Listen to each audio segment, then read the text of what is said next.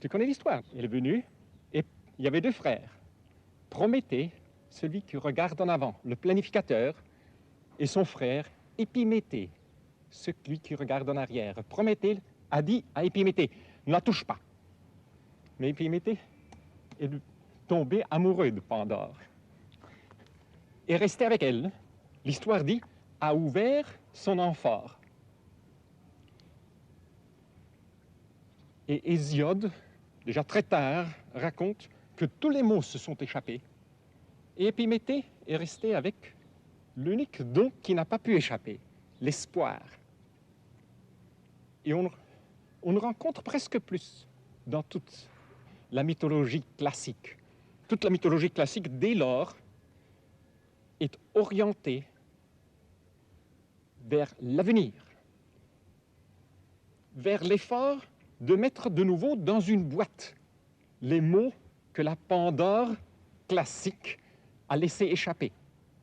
L'homme Épiméthée se développe en s'ayant détourné de Pandore, concentré sur les mots et cherchant de créer un monde dans lequel nous avons des institutions, je les appelle, des asiles pour renfermer les différents mots qui originalement étaient échappés. Je crois que l'histoire de Pandore, pour me répéter, l'histoire de Pandore est la meilleure histoire du détournement de l'homme du Delphos, de la terre, de l'interprétation des songes et des images vers l'homme qui planifie. Tu sais que Delphi, plus tard, est devenu le centre principal de planification parce que toutes comment dit-on, les cités grecques. Oui, mais les cités grecques ont été implantées là où les prêtres de Delphos disaient qu'ils devaient être implantés. Ils savaient un peu plus parce que tout le monde venait à Delphi raconter ses histoires, alors ils pouvaient donner les bons conseils, comme les planificateurs aujourd'hui les donnent, parce qu'ils écoutent ce qu'on dit dans le peuple et ils prédisent pour l'avenir ce qu'ils voient déjà dans le présent. Sur son sexe, tu trouves le serpent avec une tête de mort. C'est la femme dont la matrice a été envoyée dans ses mains, est devenue une tirelire. Pour moi, c'est une des figures les plus intéressantes, Pandore, dans l'histoire de l'Occident. Je crois que tout le développement du capitalisme, de ce que j'appelle, moi, le capitalisme dans son sens plus large, peut s'étudier en connaissant cette vieille dame. Si nous ne retournons pas, dans ce moment-ci, vers Pandora Gea, qui vivait, et je crois encore qui vit, dans sa cave à Delphos. Si nous ne devons pas capables de nouveau d'être conscients du langage des songes qu'elle peut interpréter, nous sommes condamnés. Le monde ne peut pas survivre. Regarde ce qui s'est passé dans la cave quand elle est devenue une caisse. Les prêtres mâles d'Apollon qui venaient de l'Asie mineure substituaient Pandore dans sa cave et installaient à son endroit, sur le tripode, une petite fille qu'il prenait prisonnier, qu'il droguait pour lui faire dire des choses, et après ça, dans des hexamètres, prédisaient l'avenir, comme aujourd'hui les ingénieurs. J'ai l'impression qu'aujourd'hui, dans une nouvelle forme, une nouvelle Pythia, on dit Pythia en français, oui, non? Oui, Pythie. Une nouvelle Pythie a été établie dans la forme du computer, de la calculatrice, de la machine électronique, qui ne parle plus en hexamètres, mais en dodécamètres, avec son rythme de 12 bits par figure. C'est la fin du monde. C'est la dernière, ultime conclusion à laquelle on est arrivé par la substitution de la Pythia, d'un monde qui voyait Pandore comme tenant une caisse avec, pour la vieille, mère Terre, que nous voyons maintenant, notre génération, les jeunes au moins de nouveau, comme l'étoile bleue qu'on regarde avec nostalgie dès la Lune. Cette Vierge Marie dégénérée dans sa forme dégénérée comme dispensatrice des grâces, est arrivée au Mexique avec les Espagnols. Mais les Espagnols ont trouvé là une autre déesse, une terre de laquelle un autre peuple primitif avait une vision très différente, la Tonantzin, et ont identifié la Vierge Marie avec la Tonantzin, comme les premiers chrétiens ont identifié la Vierge Marie avec la Gaia hellénistique, très souvent pas avec la vieille Gea Pandora. Et la Tonantzin, c'est une déesse complètement différente. Je la vois toujours de notre balcon. À Cuernavaca? Oui, nous avons les deux grands volcans, le Popocatépetl et sa femme, la Tonantzin Ixtaccíhuatl, entre les pieds de laquelle le soleil monte tous les jours.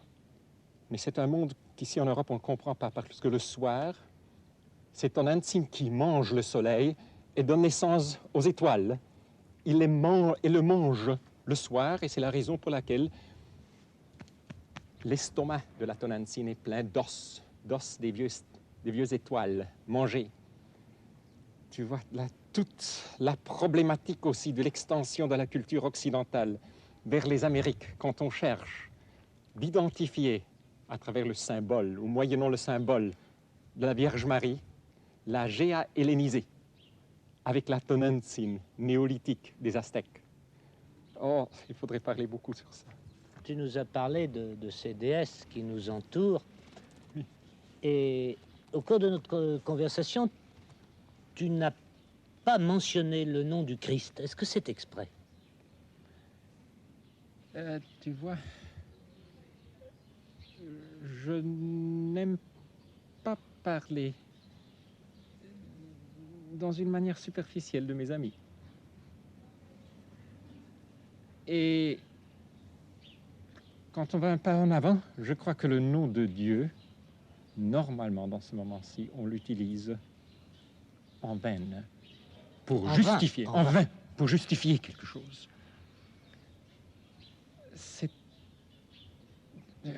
J'espérerais donner de faire savoir que je l'aime sans en parler. C'est presque impossible aujourd'hui de le faire sans tomber dans des ambiguïtés très méchantes, très méchantes. C'est qu'il y a l'institution aussi, et l'inversion de l'institution. Qu'est-ce que ça veut dire quand cette institution se réclame du Christ? Écoute, l'institution se conçoit sur le modèle politique, sur le modèle d'une administration, d'une bureaucratie. Maintenant, de la Bible, je sais que j'ai mes racines en elle. Dans ce sens, c'est les mères. On est fichu avec elle pour la vie, comme toi avec ta femme. Et je sais aussi de la Bible qu'elle est une putaine. Et je cesserai d'être romain, chrétien romain de l'Église que le Seigneur a fondée, si je n'aurais pas le courage de m'identifier comme fils de putaine. Mais ça, ce sont des choses, comment... Tu vois, l'aliénation est telle qu'on voit tout de suite, et avec du réalisme, que si je parlerais de l'Église telle qu'elle est en décadence, en France ou à Rome, ou dans bien des pays en Amérique latine, je m'identifierai avec un parti, des exploitateurs, peut-être des exploitateurs de gauche plutôt que de droite. Acceptons l'ambiguïté d'être des fils d'une mère indigne, mais pas de nous. Et dans un certain sens, ça te fait aussi voir quelle devrait être peut-être notre attitude vers l'institution. Enfin, dans l'Occident, l'unique grande tradition d'étude, d'analyse d'une institution qui ne se définit pas comme État est l'ecclésiologie. Et c'est en appliquant la grande pensée de l'ecclésiologie, en la sécularisant profondément, qu'on peut peut-être dire plus de choses sur ces nouvelles religions qui cherchent de produire des grâces temporelles qui s'appellent l'éducation, la santé, le bien-être, qu'on arrive à une vision plus claire de ce qui doit être une inversion institutionnelle. Les institutions présentes et même l'Église cherchent de produire la grâce lorsqu'elles devraient être des tables autour desquelles je te retrouve au nom du mystère. Et je récupère le sens intime, toujours personnel de l'espérance, plutôt que permettre que l'espérance devienne, comme on l'a dit avant, aliénée et donner raison à ce que, en étudiant la langue française telle qu'elle est, Camus nous donne sur ce point. Mais tu penses que l'Église fait beaucoup de choses, peut faire beaucoup de choses dans l'Amérique latine où mais oui, elle est surtout, encore elle est en train de institution. Non. Mais elle est encore une institution qui a du pouvoir. Et pour cette raison-là, elle pourrait utiliser ce pouvoir du côté, par exemple, de ceux qui s'identifient aujourd'hui comme la gauche. Et même la gauche assez radicale. Et certains le font. Mais inévitablement, alors, elle se compromettrait de nouveau avec un nouveau pouvoir qui, dans ce moment-ci, recherche simplement d'augmenter la production, le GMP, au nom de tous. Je crois qu'il faut plutôt chercher dans le message évangélique l'inspiration, le courage, le sens d'humour, le sens de relativité des choses, la peur de Dieu. Je t'explique ce que je veux dire, ce que nous avons juste maintenant discuté, sur la nécessité de fonder la survie du monde sur une nouvelle politique qui cherche des accords majoritaires sur ce qui est assez bon, assez vite, assez de vie.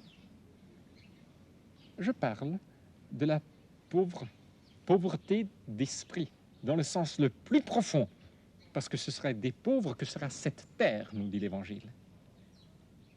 Il y a une étrange convergence entre la béatitude de la pauvreté, si on la comprend dans ces termes politiques desquels nous discutons ici, et ce que la raison nous fait voir comme inévitable pour ce qu'on survive dans un monde dans lequel l'homme est devenu presque tout-puissant. Et il y a un grand théologien du XVIe, XVIIe, commentant sur la somme de saint Thomas, sur la relation entre les béatitudes et les dons du Saint-Esprit, fait voir comment saint Thomas appelle la crainte en français, de Dieu, comme la base de la béatitude de la pauvreté. Parce que la crainte qui n'est pas servile, parce que j'ai peur de toi, parce que tu pourrais me battre, mais la crainte qui est amicale. Je ne veux que rien entre toi et moi. La peur des choses qui pourraient m'empêcher d'être en contact avec toi est vraiment la base de cette pauvreté, de cette nécessité de limites supérieures qui doivent venir maintenant directrices pour une politique. Maintenant, tu peux dire que c'est de l'utopie. Je t'ai dit non. Mais que ce soit une croyance dans l'essentielle bonté de l'homme, même s'il est gravement blessé. Oui. Yvan, j'ai encore une question à te poser. Tu as dit tout à l'heure que tu avais tes racines dans la Bible. J'ai l'impression que tu as des pères dans presque tous les pays. Pourquoi t'es-tu installé? Dans la mesure où tu t'es installé, parce que parfois tu me fais penser aux bohémiens supérieurs, comme dit Wright Mills, tu sais, les intellectuels qui vont de New York à Paris, de Paris à Tokyo. Mais t'es-tu installé en Amérique latine et spécialement au Mexique? Mais c'est aujourd'hui ma patrie, oui. Ma patrie, dans le sens que je suis un fils adoptif, pas du Mexique. Je suis par conviction déloyale à toute nation, à tout drapeau. Mais j'ai des amis. Tu en connais l'un ou l'autre, l'une ou l'autre. j'ai des amis. Et l'amitié me tient là, certainement pas des convictions.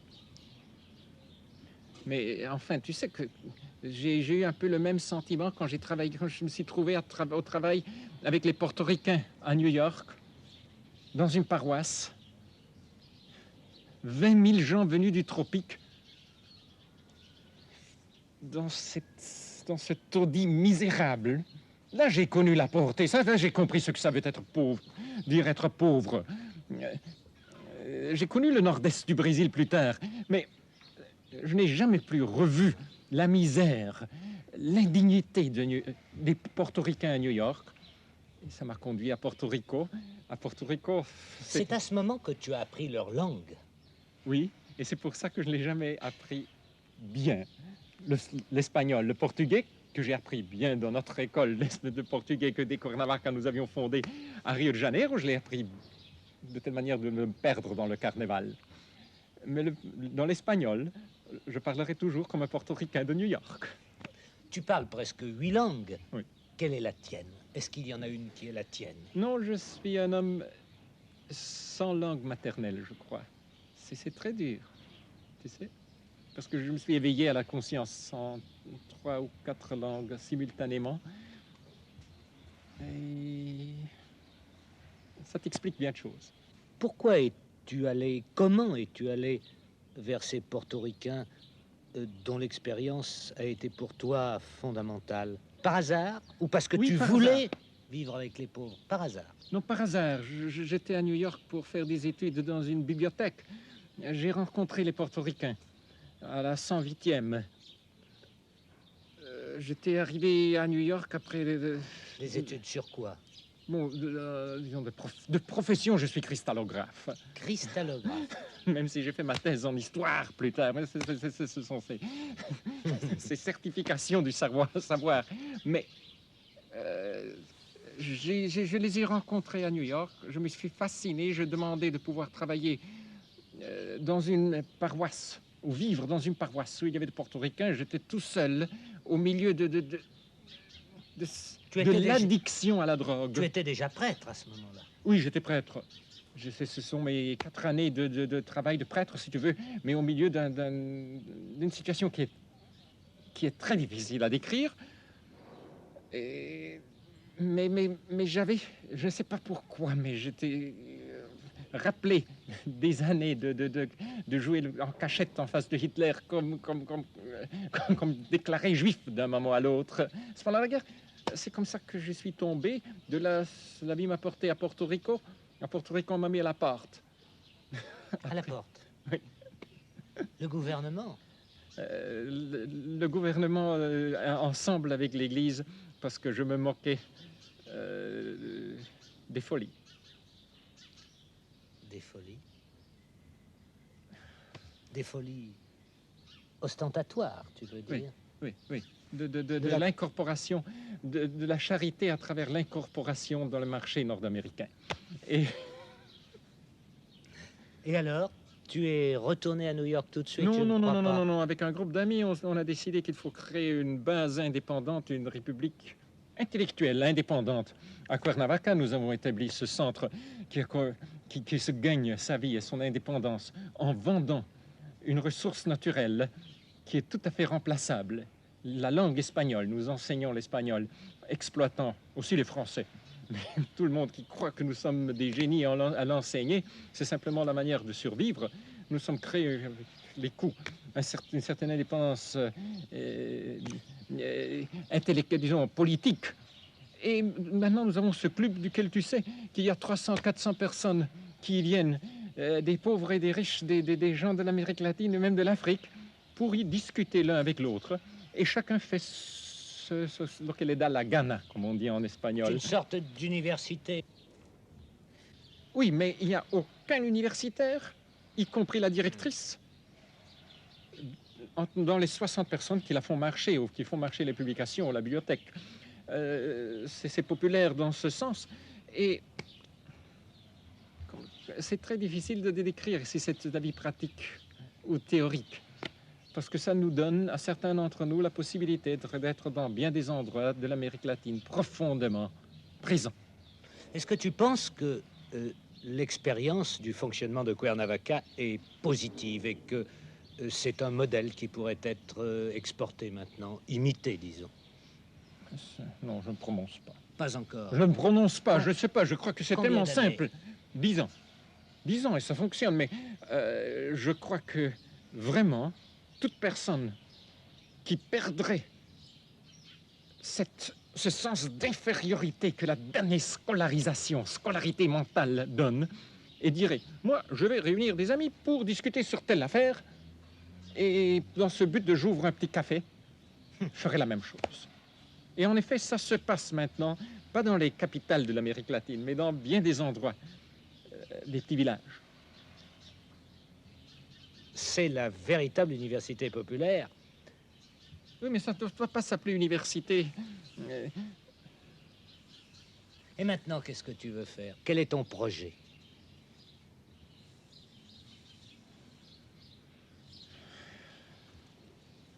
Je ne sais pas.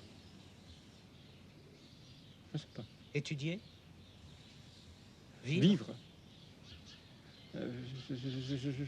Je ne suis pas prométhéen, tu sais. Mais poète.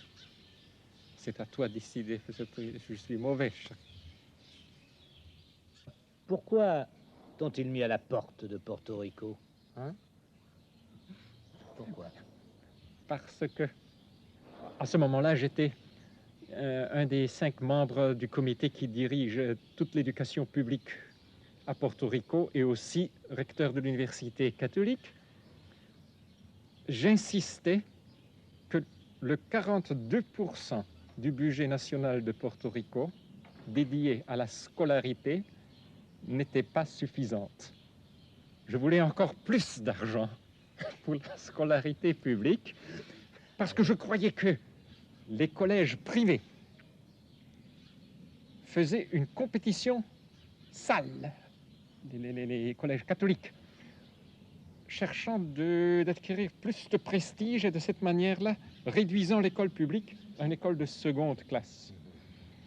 Et je me suis rendu impossible, soit avec l'établissement libéral, qu'avec l'établissement ecclésiastique et de droite.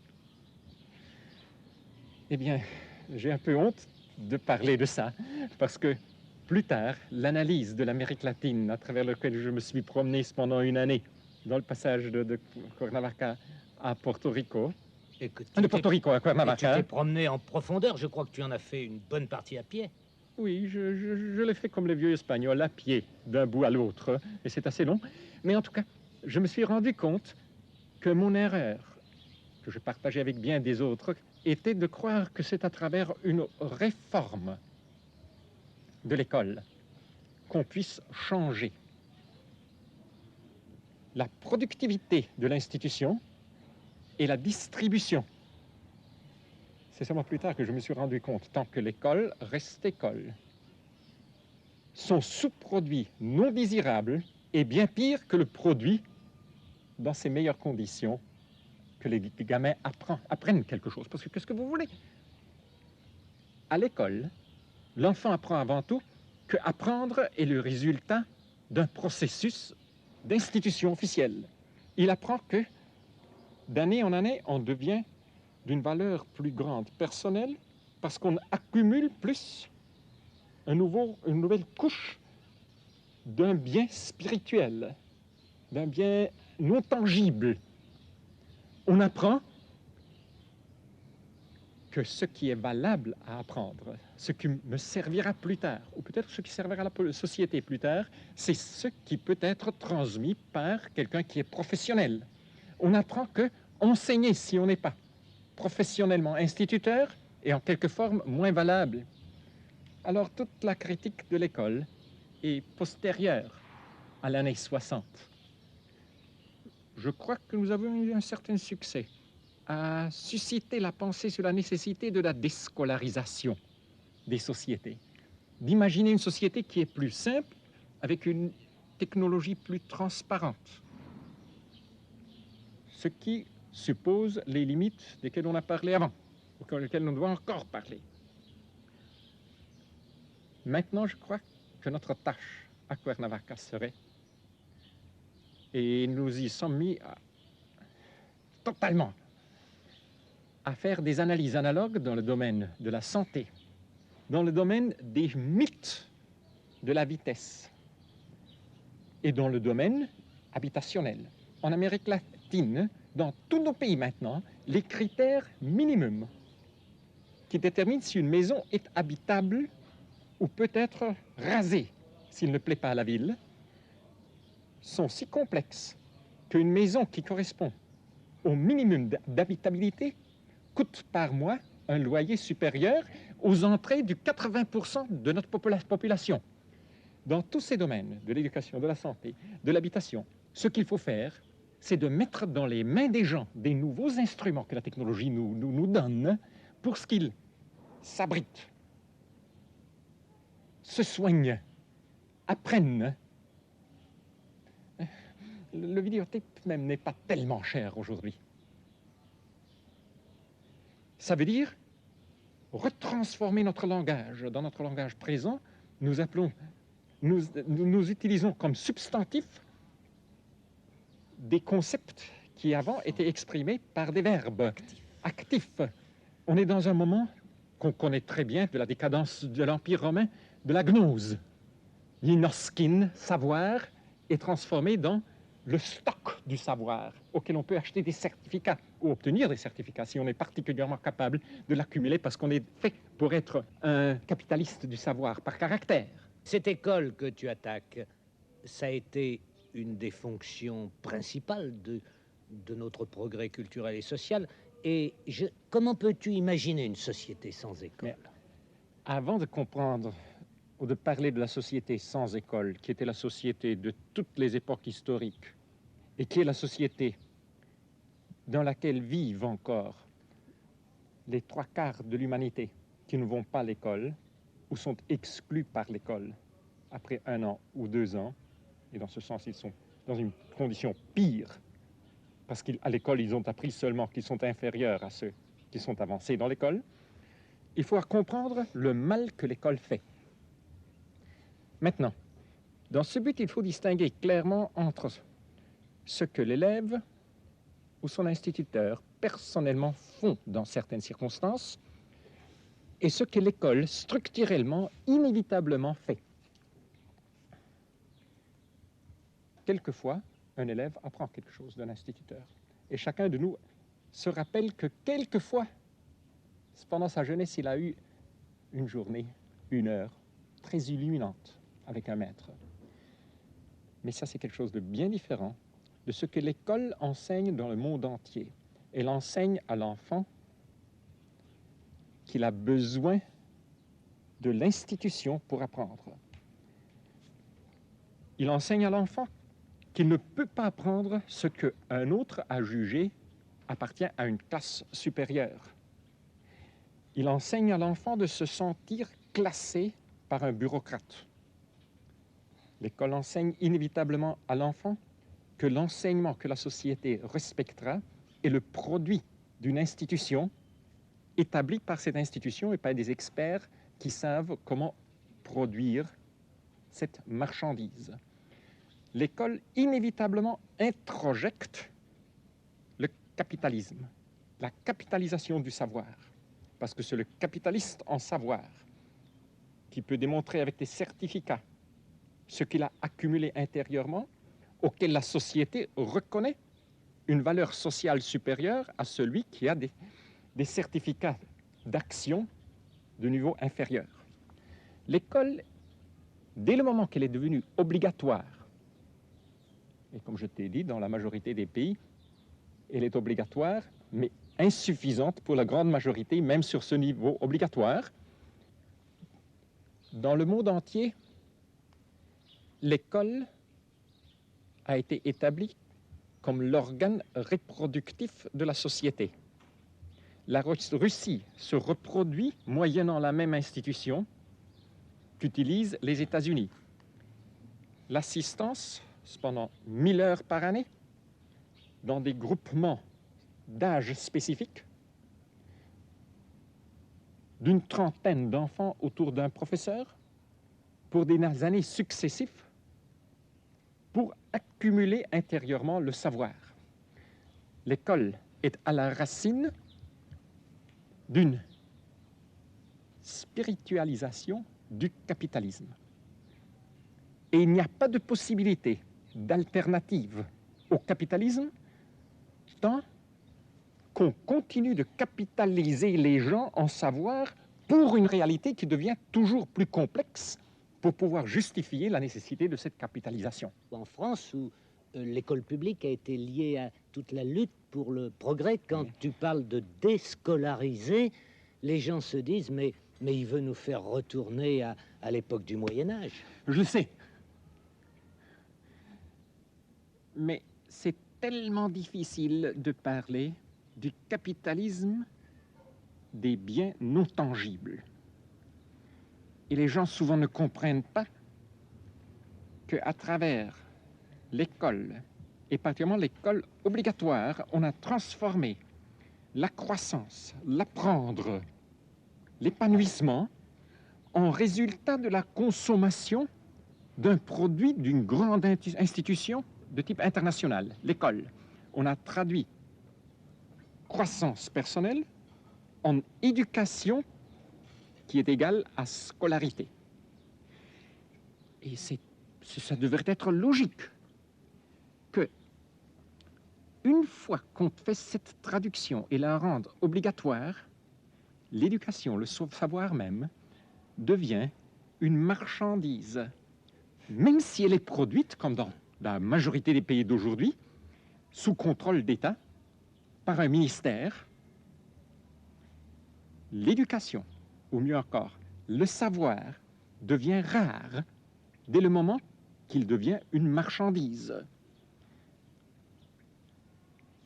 Le vrai problème, le vrai défi aujourd'hui pour le socialisme, c'est de se rendre compte de la nature de marchandise des traitements sociaux, des traitements, je crois que ce traitement est la parole, non, des thérapies qu'on définit comme produits institutionnels.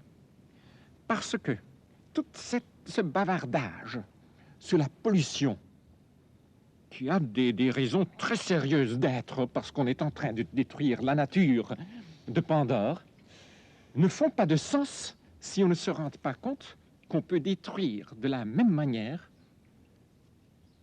la convivence sociale, la texture sociale, si on suit l'exemple de la Russie ou des États-Unis, cherchant de développer le secteur tertiaire, le secteur des services obligatoires, arrivant à transformer tous les besoins interpersonnels, le besoin d'être assisté quand je suis malade ou mourant, le besoin de m'ouvrir au monde et de m'illuminer sur ce qui se passe dans le monde quand je suis jeune, le besoin de passer d'un endroit à l'autre dans le transport, si on transforme tout ça en marchandise. Quand Marx écrivait son fameux premier chapitre du Capital, pour lui, la marchandise était avant tout un morceau d'étoffe. Elle était tangible. Mais si tu le lis avec attention, c'est très clair que ce vieux monsieur étrange, voyez, quand il parle du Sprung über den Abgrund, voyez ce qu'un jour pourrait se passer, particulièrement dans ce beau chapitre où il dit « Et de cette manière-là, on pourrait avoir toujours plus de choses utiles et de personnes inutiles. » Il se rendait compte que le moment pourrait arriver quand tous les services pour l'homme deviendraient des marchandises. Je ne crois pas que le problème de la dégradation du monde présent, de la triple dégradation du monde moderne, de laquelle je te parle tout de suite, puisse se solutionner si les politiciens et les idéologues ne se rendent pas compte de la nature marchandise que nous avons donnée au nom, bien souvent, du socialisme à tous les traitements. Maintenant, quand je parle de la triple pollution, de la triple dégradation du monde, je pense toujours l'élimination des ressources ultérieures, la dégradation ou dévaluation de la marchandise qui est de laquelle on dépend et de laquelle on devient esclave, et de la polarisation sociale. Restons dans le cas de l'école. Une fois que je traduis éducation ou savoir en scolarité, automatiquement, il y aura certains qui, pour certaines raisons, seront sélectionnés pour en avoir beaucoup plus que les autres et qui justifieront leur privilège économique, social, politique, par le fait qu'ils ont accumulé spirituellement une marchandise non tangible qui s'appelle le savoir. Ce qu'il faut comprendre, c'est qu'un monde technologique dans lequel on n'a pas besoin de spécialistes est un monde dans lequel certaines dimensions de la technologie, possibles à travers la technologie, sont radicalement limitées au bien du peuple. Tout le monde au Pérou saurait comment réparer son âne mécanique. Si c'était un âne mécanique, et personne, même Monsieur le Président ou l'ambulance, ne pourrait pas venir à une vélocité supérieure à 15 km. Tout le monde au Pérou ou au Mexique pourrait apprendre comment faire les analyses de sang nécessaires pour identifier le 90% des maladies desquelles aujourd'hui les jeunes meurent dans une question de 2 semaines et d'administrer les médecines correspondantes. Mais pour ça, il faudrait éliminer la possibilité d'avoir, dans un petit pays comme l'Honduras, 2 bombes cobalt en compétition l'une avec l'autre, qui servent uniquement à ceux qui sont déjà devenus des capitalistes du savoir. Ça veut dire ceux qui ont accumulé, introjectant une éducation qui est disponible sur un marché. Ça ne fait aucune différence si c'est un marché de type occidental ou oriental, comme marchandise. Et la question qui me préoccupe et que je te pose, cet optimum social, économique, qui le définit et qui en fera une politique? Écoute, je parle d'un maximum, pas d'un relationné probablement à un optimum. Et je dis que dans un monde dans lequel toute dimension devient possible scientifiquement, toute vélocité devient possible, toute prolongation de vie devient possible. Celui qui dirigeait le programme des fusées aux États-Unis maintenant, le mois dernier, a laissé son travail pour se dédier à la production de l'immortalité. Mais tout devient possible à certains. Tant que la grande majorité est prête de faire les esclaves pour envoyer un homme à la Lune, dans un tel monde, c'est inévitable que la politique s'oriente à créer un toit, un profil de ce que nous considérons, dans certaines dimensions, suffisant pour nous tous. Prométhée, l'homme du travail et de la révolte contre les dieux, continue de vivre avec nous. Mais l'autre, Épiméthée, on n'en parle plus. Tu crois qu'il est encore vivant? Il est la figure mythologique oubliée dans l'Occident. C'est l'homme qui reste avec Pandore, qui a fermé son amphore avant que l'espérance pouvait échapper. C'est l'homme qui reste avec l'autre. Et Épiméthée, c'est l'homme qui a inventé l'espoir, qui a inventé la planification, la création du monde pour l'homme, lorsque Épiméthée reste avec l'autre dans le monde. Et je crois que le vrai problème aujourd'hui, c'est celui de récupérer une signification profondément humaniste dans cette terre, sur cette terre, de l'espoir dans l'autre. L'espoir a été aliéné en devenant le produit d'institutions supernaturelles, surnaturelles, qui produisaient à travers des rites un espoir dans un autre monde. Et dans ce sens-là, Camus a eu raison de soulever ce problème-là. Mais l'espoir, justement, il faut le réintégrer à nous, n'est-ce pas, dans notre vie, à nous, c'est-à-dire sous une forme de communauté ou, comme tu dis de convivialité. Exactement. Hein, c'est-à-dire une manière de vivre ensemble qui ne soit plus de nous projeter vers les choses. Exactement. Il faut se rendre compte que la productivité des institutions arrive à un certain point où elle commence à étouffer, rendre impossible notre disponibilité à la convivialité.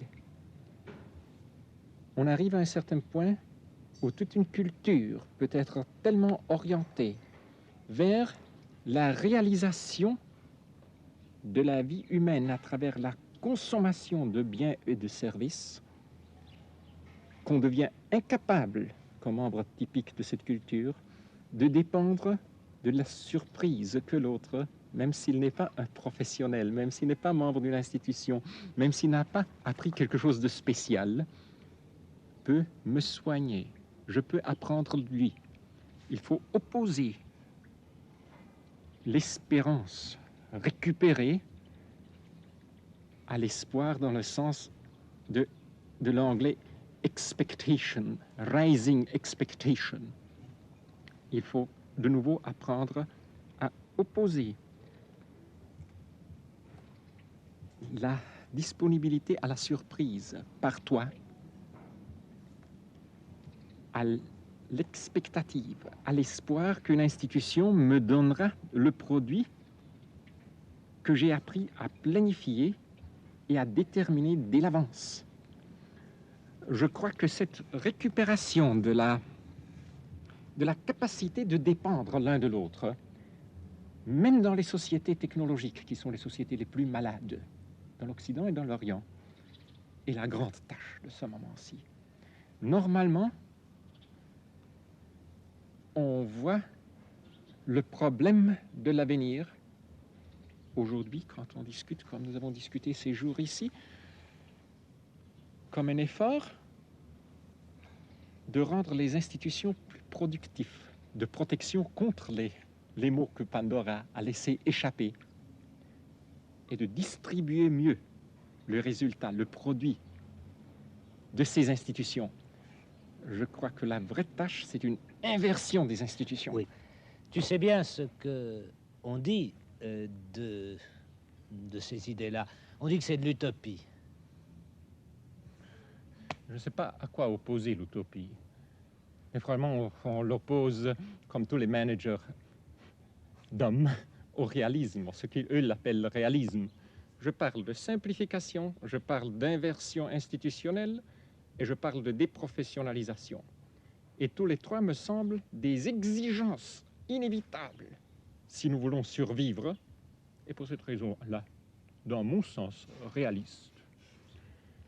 Je parle de simplification, et très souvent les gens disent « Ah, c'est un autre de ces songeurs dans la grande tradition du retour à la nature, primitive. » Je n'ai rien contre l'identification avec les conservateurs néologiques. Je n'ai rien contre l'idée qu'on m'appelle un conservateur néolithique. Mais c'est une désignation. Je parle de la nécessité de la simplification de la vie si nous voulons avoir une terre qui est bonne. Parce que ceux qui parlent contre la simplification pour le progrès continuel, progressus populorum, dans le latin médiéval, ça veut dire les peuples qui deviennent fous, disent qu'on ne sait jamais ce qui est bon et bien, parce que le bon est toujours le plus. Je parle de l'inversion des institutions. Au lieu des institutions que nous avons, qui sont des éventails, des emboutoirs, des entonnoirs, pour donner le savoir à l'enfant, je demande des institutions qui mettent à la disposition de celui qui veut apprendre un monde assez simple pour pouvoir apprendre de la vie, plutôt que d'apprendre sur la vie. Je crois, en marchant à travers toute l'Amérique latine, de Caracas jusqu'à Santiago, pendant des mois et des mois, j'ai eu tellement d'occasions de vivre dans des petits villages que les gens savent comment vivre sainement, plutôt que avoir besoin de médecins qui leur produisent des services de santé pour vivre sur le navire spatial Terre, comme les écologistes, mécanicistes s'expriment avec tel plaisir. Et finalement, je crois dans la déprofessionnalisation. Je le vois, on a su déprofessionnaliser l'écrire et le lire. Pourquoi pas déprofessionnaliser, comme font les Chinois, presque toute la médecine? Nous savons que dans les accidents, la majorité des gens meurent parce que celui qui est près d'eux, dans ce moment-là, ne sait pas quoi faire. Ça veut dire, je parle de la repersonnalisation des valeurs, des échanges, des services, sur un niveau de compétence qui n'aurait pas pu être songé avant la technique moderne. Je crois que la condition principale pour pouvoir rendre politiquement faisable ce dont je discute sont des accords majoritaires sur certaines dimensions bases dans lesquelles nous disons telle vitesse est suffisante, tel outillage pour la santé est suffisante. Et même si tu veux l'avoir, au moins socialement, on ne produit pas plus pour toi que ce qui a été décidé comme assez bon pour tout le monde par accord communautaire. Dans le moment présent, et depuis la Révolution française, de plus en plus, on définit comme but d'une démocratie de définir en commun le minimum que tout le monde doit avoir. Je propose une inversion de ce concept, de faire but principal d'une politique saine la recherche du maximum sur lequel tout le monde peut se mettre d'accord que c'est suffisant pour chacun. Je parle pour cette raison-là en économie d'un passage d'une économie fondée sur la circulation vers une économie d'un État stable qui reconnaît que le monde est limité, n'est pas un système ouvert, le monde physique, matériel, et qui reconnaît que l'invention, la poésie, l'imagination, par définition, s'ils sont vrais, ne sont pas des marchandises et pour cette raison-là, illimitées. Pour le dire encore une fois, si c'est plus simple, quand on me demande si je suis utopiste, je dis, je parle pour la simplification et pas pour le romanticisme. Je parle pour l'inversion de la fonction des institutions et pas contre toute institution. Et je parle pour la déprofessionnalisation et la repersonnalisation des valeurs. Je ne parle pas contre la compétence. Mais pour chacun de nous qui vit dans un monde simple, on sait que de la boue, les gens savent faire des choses d'une beauté, une complexité imaginaire extraordinaire. Laisse-moi te citer un poème que j'ai lu juste dans l'avion en venant à Paris pour cette occasion. C'est un poème néolithique, aztèque, écrit par un Espagnol, en lettres espagnoles, mais dans le nahuatl. Ce poème dit « Pour un tout petit temps seulement, nous sommes prêtés l'un à l'autre. Parce que c'est adressé à un Dieu, nous vivons parce que tout nous dessine. Nous avons de la couleur parce que tout tu nous peins. Et nous respirons parce que tu nous chantes. Mais seulement pour un tout petit temps, nous sommes prêtés l'un à l'autre. » Et ça continue. Parce que nous nous effaçons comme le dessin, même quand il est fait dans l'obsidian. Nous perdons notre couleur comme même le quetzalcoatl, le beau oiseau vert, perd sa couleur. Et nous perdons notre son et notre respire comme même le chant de l'eau. Pour un tout petit temps, nous sommes prêtés l'un à l'autre.